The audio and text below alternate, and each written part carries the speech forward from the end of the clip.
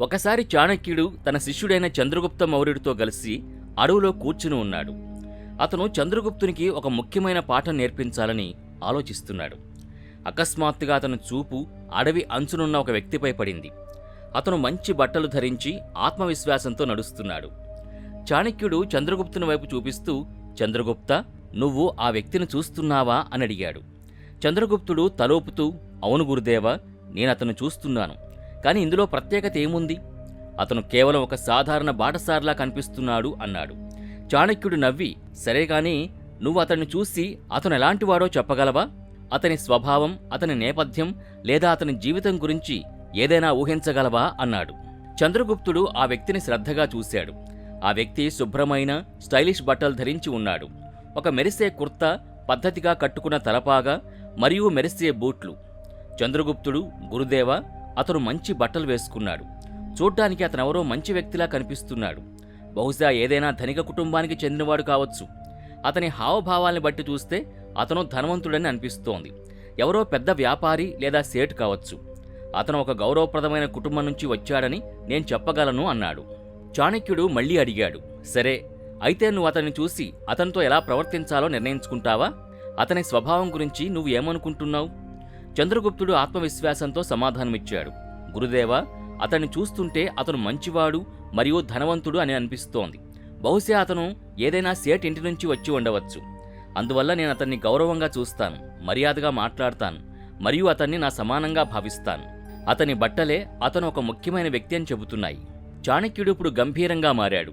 అతను ఇలా అన్నాడు, సరే చంద్రగుప్త, కానీ నేను నీకు ఒక విషయం చెప్పాలి.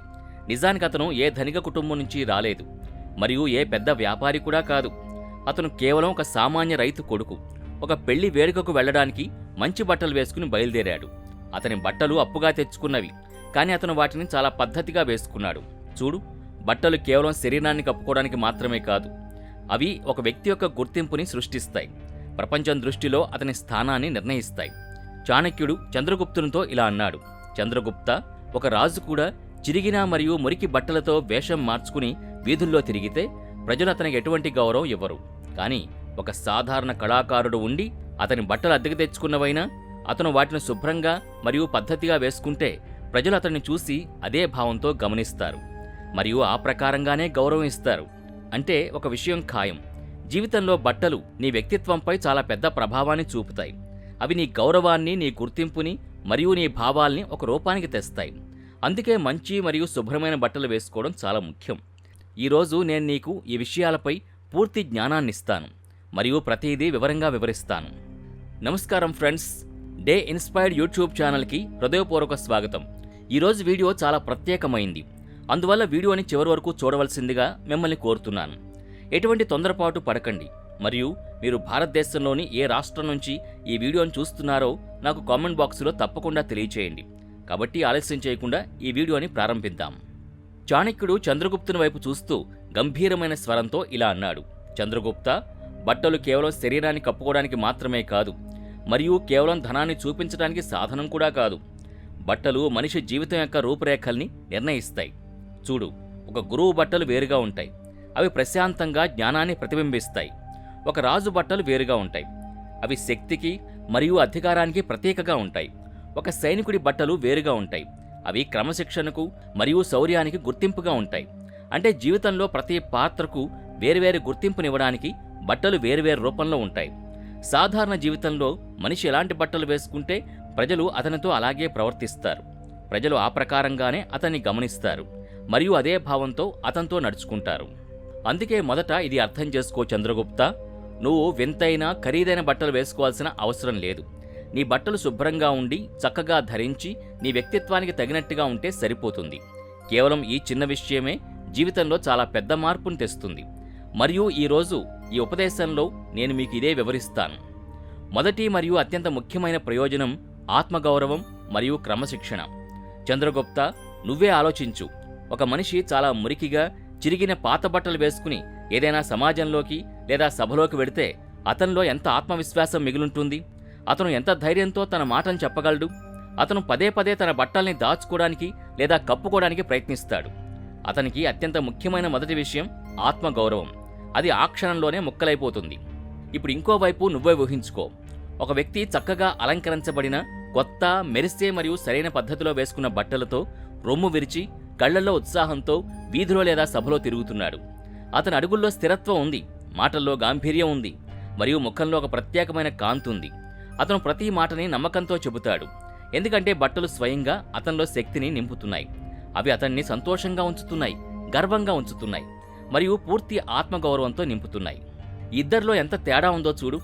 ఇద్దరు వ్యక్తులు శారీరకంగా ఒకేలా ఉన్నప్పటికీ బట్టలు వారిలోని మనిషిని పూర్తిగా మార్చేశాయి.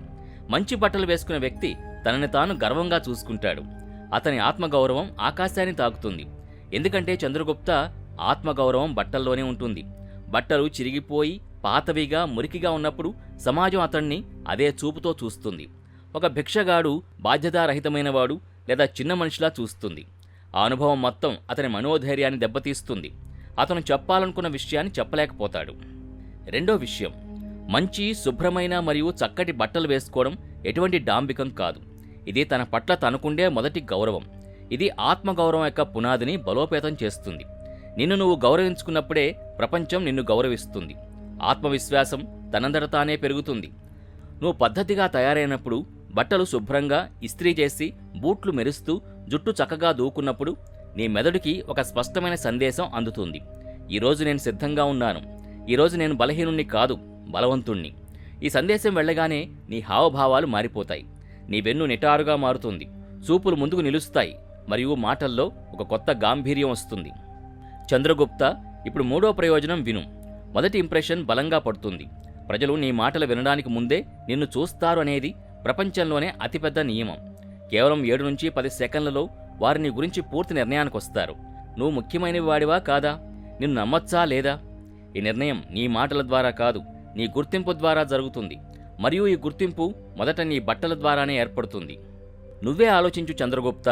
నువ్వెవరికైనా సంబంధం మాట్లాడడానికి వెళ్లాలన్నా, ఏదైనా పెద్ద వ్యాపార ఒప్పందం చేసుకోవాలన్నా, లేదా ఒక ముఖ్యమైన వ్యక్తితో మాట్లాడడానికి వెళ్లాలన్నా నువ్వు పూర్తి ఆత్మగౌరవంతో, ఆత్మవిశ్వాసంతో సిద్ధపడి వెళతావు.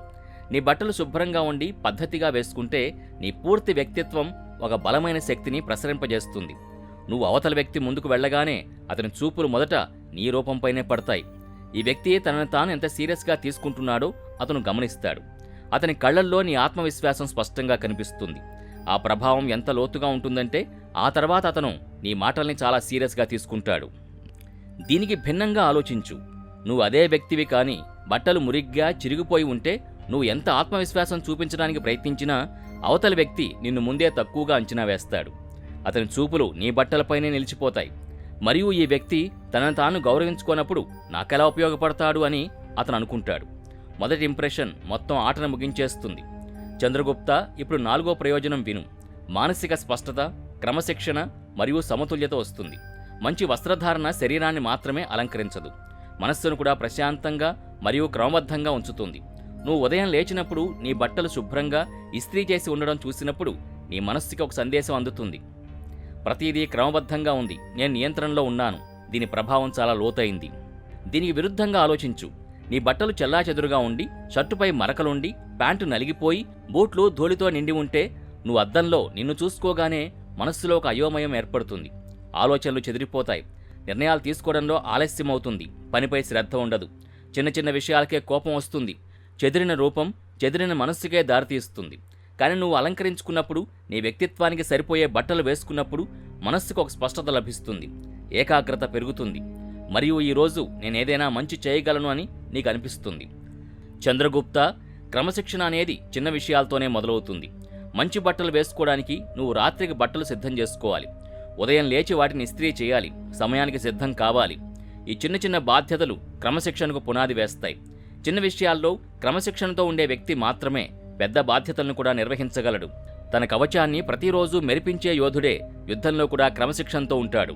ఒక రాజు తన వస్త్రాలపై శ్రద్ధ చూపేవాడే రాజ్య వ్యవస్థపై కూడా శ్రద్ధ చూపుతాడు. ఒకప్పుడు నేను చాలా ప్రతిభావంతుడైన ఒక యువకుడిని చూశాను. కానీ అతనెప్పుడు చిందరవందరగా ఉండే బట్టలు వేసుకునేవాడు. అతని మనస్సు ఎప్పుడూ అయోమయంలో ఉండేది. చిన్న చిన్న విషయాలకే అతను చిరాకు పడేవాడు. నేను అతనితో ఒక 4 రోజుల పాటు ప్రతిరోజు శుభ్రమైన బట్టలు వేసుకుని రమ్మని చెప్పాను. అతను అలాగే చేశాడు. 1 నెల తర్వాత అతనొచ్చి, గురుదేవా, ఇప్పుడు నా ఆలోచనలు స్పష్టంగా ఉన్నాయి.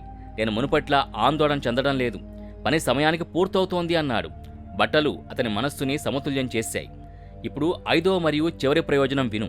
సానుకూల శక్తి మరియు మంచి అవకాశాలు ఆకర్షించబడతాయి. నువ్వు మంచి బట్టలు వేసుకుని నిన్ను నువ్వు గౌరవించుకున్నప్పుడు నీ పూర్తి శక్తి సమతుల్యమవుతుంది. ఈ శక్తి ఒక అయస్కాంతంలా పనిచేస్తుంది. ప్రజలు ఎటువంటి కారణం లేకుండా నీ వైపు ఆకర్షితులవుతారు. ఎందుకంటే వారు నీలో ఒక సానుకూలమైన, బలమైన మరియు అప్రమత్తమైన శక్తిని అనుభవిస్తాడు. ఈ శక్తి బయట నుంచి రాదు, లోపల నుంచి వస్తుంది. నువ్వు నీతో నేను ముఖ్యమైన వాడిని, నా రోజు ముఖ్యమైంది, నేను బాధ్యతారహితమైన వాడిని కాదు అని చెప్పుకున్నప్పుడు ఈ భావం నీ ముఖంలో, నీ కళ్ళల్లో, నీ నడకలో కనిపిస్తుంది. ప్రజలు దీన్ని గమనిస్తారు.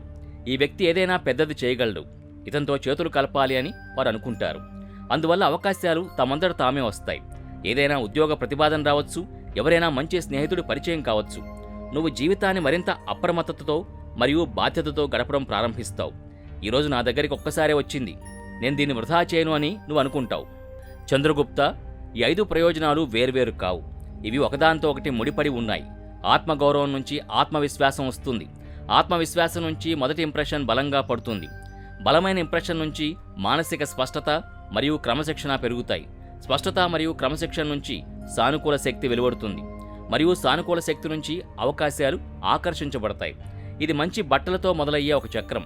ప్రతిరోజు నిన్ను నువ్వు శుభ్రంగా, చక్కగా సిద్ధం చేసుకోవడం అనే ఒక చిన్న అలవాటు మొత్తం జీవితాన్ని మార్చగలదు.